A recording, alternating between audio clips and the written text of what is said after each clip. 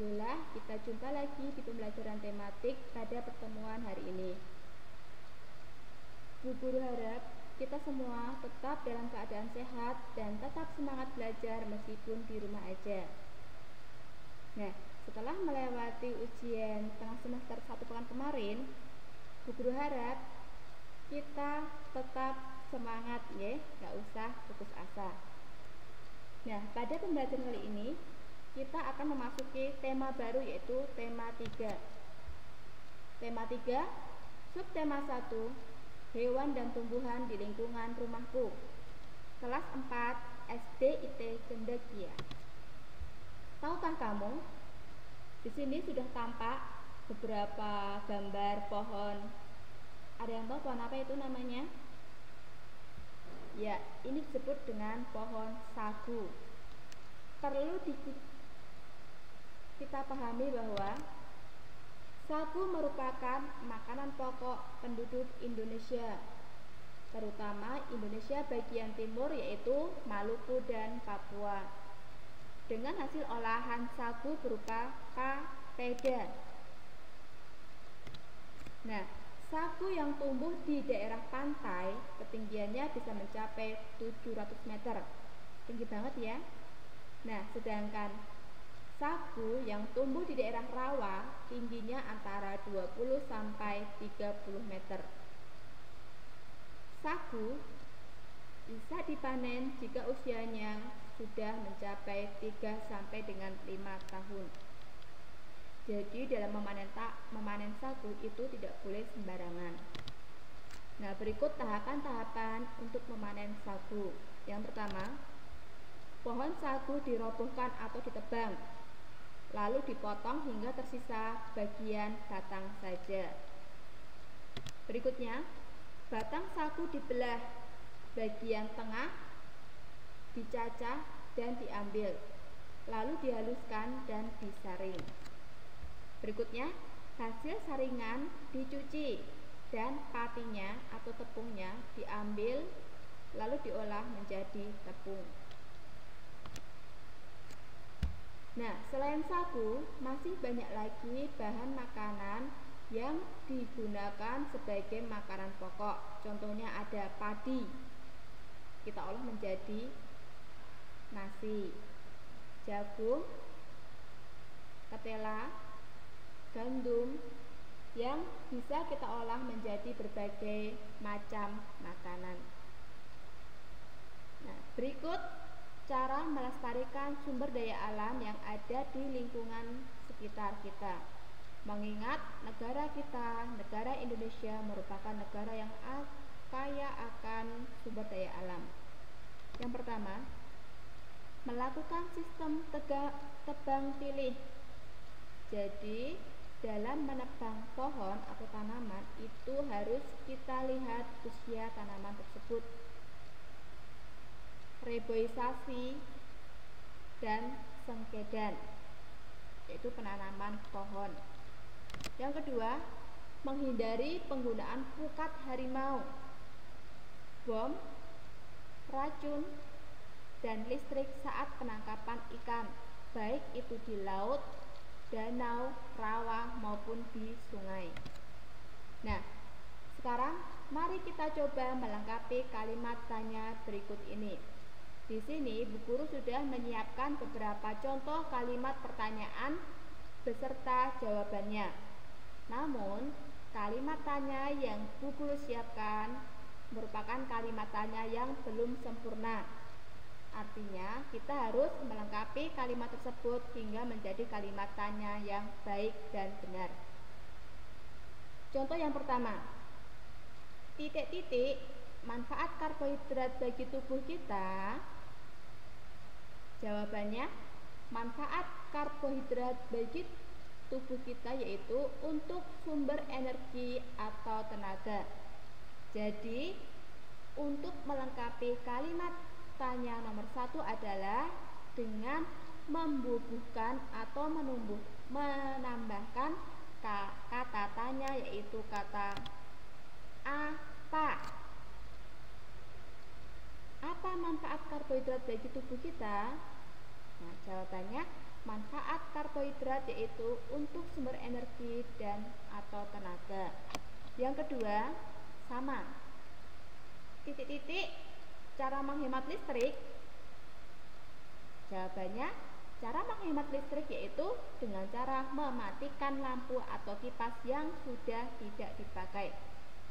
Kata tanya yang tepat adalah ya, bagaimana. Nomor 3, titik-titik yang wajib menjaga kelestarian sumber daya alam Indonesia. Jawabannya, yang wajib menjaga kelestarian sumber daya alam adalah seluruh warga Indonesia. Jadi kata tanya yang tepat adalah siapa? Gampang ya. Nomor 4, langsung saja. Titik-titik, ikan di sungai tidak boleh diambil menggunakan racun atau listrik. Kata tanya yang tepat adalah iya, mengapa? Mengapa ikan di sungai tidak boleh diambil menggunakan racun atau listrik? Yang terakhir, titik-titik, tumbuhan hijau melakukan proses fotosintesis. Jawaban yang tepat adalah di mana? Jadi, di mana tumbuhan hijau melakukan proses fotosintesis? Jawabannya, tumbuhan hijau melakukan fotosintesis di bagian daun. Lanjut. Nah, berdasarkan contoh kalimat tanya di atas, maka dapat kita pahami bahwa kalimat tanya yang baik itu adalah kalimat yang berisi pertanyaan kepada pihak lain untuk memperoleh jawaban atau informasi. Nah, berikut ciri-ciri kalimat tanya yang baik antara lain. Diakhiri dengan tanda tanya. Lambangnya seperti contoh itu nggih. Yang kedua, berisi kata tanya antara lain apa, siapa, mengapa, bagaimana, kapan, di mana, kemana, dari mana, dan berapa. Selanjutnya, yuk, saatnya kita latihan. Kerjakan soal LKS halaman 4-5, poin B dan poin C. Jangan lupa nanti hasil jawaban kalian difotokan lalu dikirim ke Bapak Ibu guru wali kelas masing-masing. Kerjakan dengan penuh semangat, jujur, dan jangan lupa tepat waktu dalam setor tugasnya. Berikut, sekarang coba perhatikan gambar berikut ini. Gambar apa ya kira-kira ya? Nah, dapat kita lihat di sini ada sebuah gambar. Itu ada biji jagung, padi, terus apa itu? Kacang hijau, beras merah, daun yang ditempel-tempel sesuai dengan pola gambar yang ada. Kemarin waktu kelas 3 kita sudah pernah membuat pola seperti ini. Nah, gambar ini atau hasil karya ini merupakan hasil karya dengan teknik kolase. Masih ingat ya, kolase?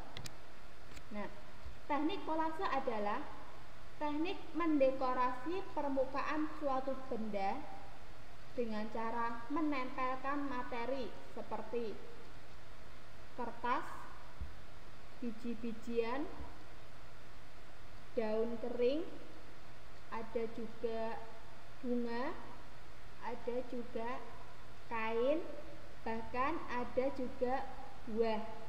Nah, di sini ada beberapa contoh gambar yang menggunakan teknik kolase.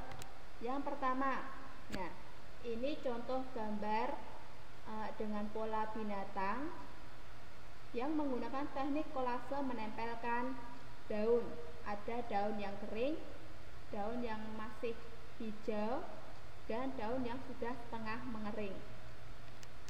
Berikutnya, ada teknik kolase dengan cara menempelkan berbagai macam materi. Ada berbagai macam bunga dengan berbagai macam warna. Ada juga buah jeruk yang dipotong. Bisa kita lihat ya. Berikutnya, ada contoh gambar teknik kolase dengan menempelkan berbagai macam warna kain perca. Cantik ya. Bu Guru harap besok ketika kalian mendapatkan tugas untuk membuat teknik kolase seperti ini, kalian bisa mengerjakan dengan rajin dan teliti sehingga mendapatkan hasil yang rapi, baik, dan tampak indah. Nah, sekarang kita lanjut ke bentang alam. Bentang alam Indonesia terdiri atas wilayah daratan dan perairan. Untuk wilayah daratan meliputi yang pertama ada dataran rendah, yang kedua dataran tinggi, yang ketiga gunung, yang keempat pegunungan. Beda ya gunung sama pegunungan. Yang kelima lembah, yang keenam ngarai, dan yang terakhir ada semenanjung. Untuk wilayah perairan meliputi sungai, danau, rawa, selat, teluk, dan laut.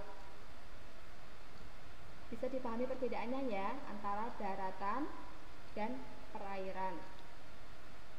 Untuk berikutnya, saatnya kita latihan lagi, yaitu mengerjakan LKS halaman 6 sampai dengan 7, poin A dan poin B.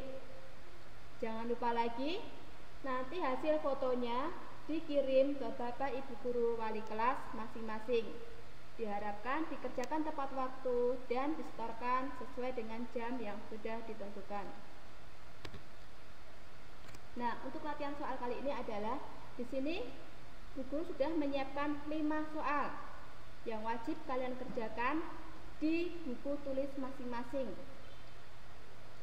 Kalian salin soalnya, ditulis ulang di buku tulis, kemudian dijawab, dan hasilnya jangan lupa difotokan lagi dan dikirim ke wali kelas masing-masing. Bu Guru dan Pak Guru tunggu hasil kerja kalian, hasil belajar kalian. Tetap semangat, thank you, terima kasih. Semoga kalian bisa mengerjakan tugas hari ini dengan baik, dengan penuh semangat, tanpa keluh kesah apapun. Oke, selamat beraktivitas. Terima kasih. Wassalamualaikum warahmatullahi wabarakatuh.